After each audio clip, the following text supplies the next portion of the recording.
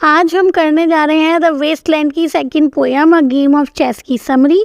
इसका पहला part the burial of the dead की समरी आप मेरे चैनल पे देख सकते हैं।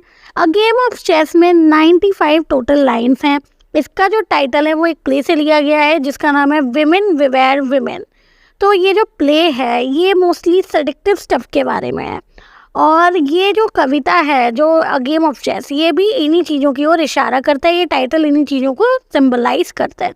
इसमें 2 सीन लिए गए हैं। जो पहला सीन है उसमें एक रिच महिला को दिखाया गया है और जो दूसरा सीन है उसमें लोअर क्लास की 2 महिलाओं को दिखाया गया है और दोनों ही सीन एक दूसरे के कॉन्ट्रास्ट करते हुए नज़र आते हैं। जैसे कि एक जो चेस का बोर्ड होता है उसमें ब्लैक होता है और वाइट होता है, वैसा ही कुछ इनके बीच में है।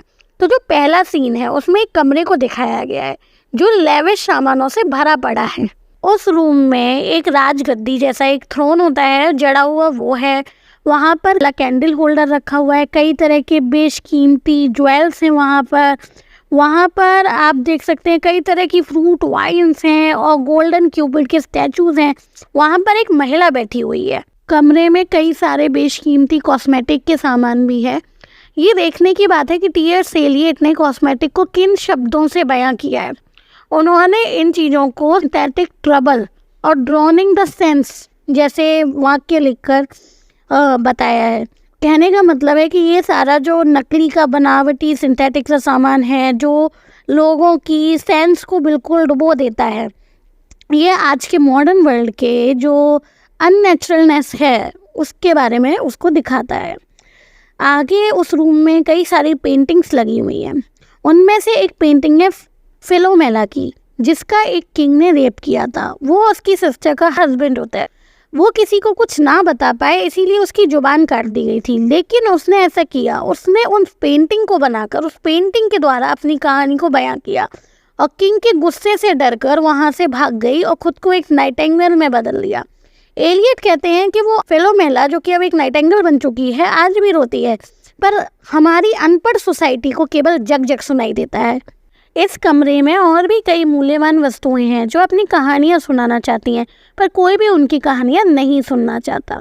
खैर, जो लेडी बैठी है इस कमरे में वो अपने बालों को ब्रश कर रही होती है। तभी उसे किसी की आने की आवाज़ सुनाई देती है और एक आदमी आता है।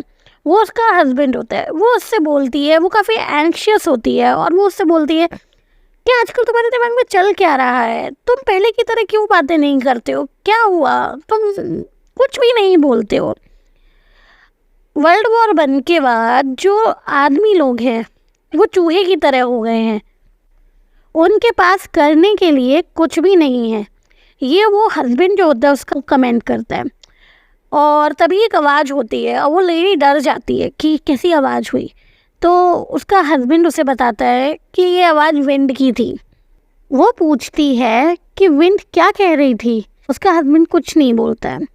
थोड़ी देर बाद वो बोलता है कि those were pearls that were his eyes, जिसका मतलब है कि उसकी आंखों के बजाय मोती थे वहाँ पर।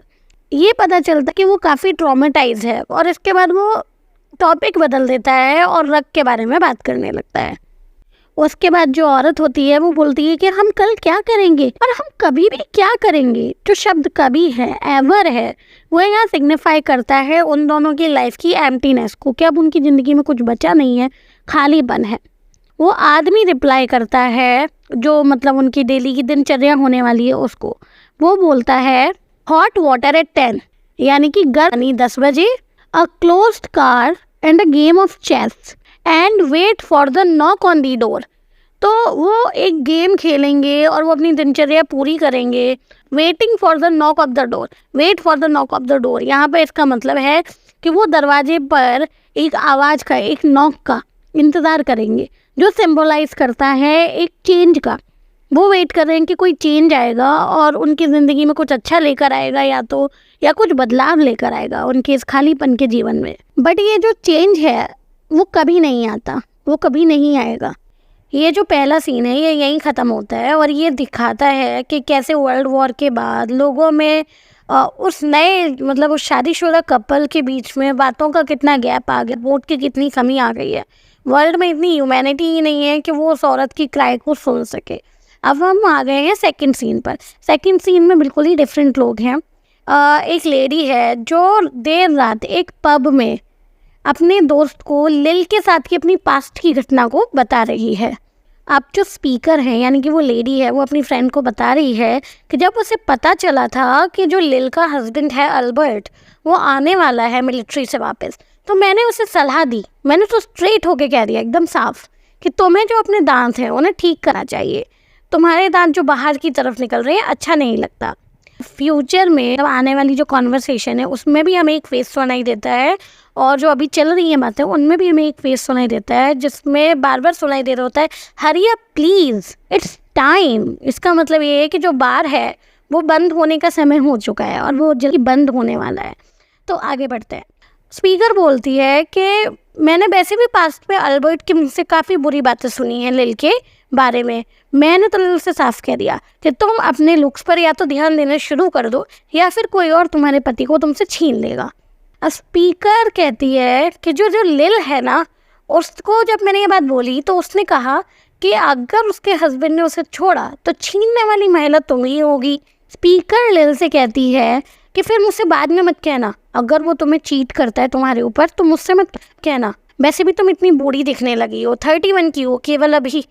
लिल बताती है कि ये उसके साथ इसलिए हुआ है, वो ऐसी इसलिए दिखने लगी है क्योंकि उसने अबॉर्शन पिल्स लिए थे। 1920 के समय में अबॉर्शन पिल्स इतने स्ट्रॉन्ग केमिकल्स के साथ बनाए जाते थे कि उनका बॉडी पे बहुत बुरा असर पड़ता था। स्पीकर बताती है कि लिल के पहले से ही 5 बच्चे हैं। लिल की तबीयत भी काफ़ी ख़राब रहने लगी, वो और बच्चे नहीं चाहती, इसीलिए उसने फार्मासिस्ट से बात की। उसने उसे ये पिल लेने के लिए कहा। उस पिल को लेने के बाद से लिल की तबीयत और ज़्यादा ख़राब रहने लगी। स्पीकर बात की कोई परवाह नहीं है कि लिल की हेल्थ पर इन चीज़ों का क्या असर पड़ रहा है। स्पीकर को तो बस इस बात की चिंता है कि कैसे अब लिल बूढ़ हो गई और उसे अब सेक्स में बिल्कुल इंटरेस्ट नहीं रह गया है। स्पीकर एक और स्टोरी सुनाने लगती है जब वो अल्बर्ट से एक डिनर पर मिलने गई थी। हालांकि स्टोरी वहीं आधे में ही छूट जाती है क्योंकि बार का बंद होने का समय हो गया था, बार बंद हो जाता है, इसीलिए स्पीकर और उसकी दोस्त को जाना पड़ता है। वो एक दूसरे को गुड नाइट कह के चले जाते हैं। ये सीन भी खत्म होता है। यहाँ पर टी.एस. एलियट कैसे सिग्निफाई कर रहे हैं कि दुनिया में क्या चल रहा है। आजकल शादी का मतलब केवल सेक्सुअल और फिजिकल अट्रैक्शन ही रह गया है। यहाँ पर सोशल मोरालिटी और इमोशनल मोरालिटी की कोई जगह ही नहीं है। यहाँ पर इन सब चीज़ों से कोई वास्ता ही नहीं रह गया है। तो ये थी summary a game of chess की। अगर आपको समरी पसंद आई हो तो इसके पहले वाला the burial of the dead को ज़रूर देखें, और इसके बाद में जो 3 आने वाले हैं इसी पोएम के पार्ट, उनको देखना ना भूलें, तब जाकर द वेस्टलैंड कंप्लीट होती है। अगर आपको मेरी समरीज पसंद आती हैं तो आप मेरे चैनल को सब्सक्राइब करना ना भूलें। And thank you so much.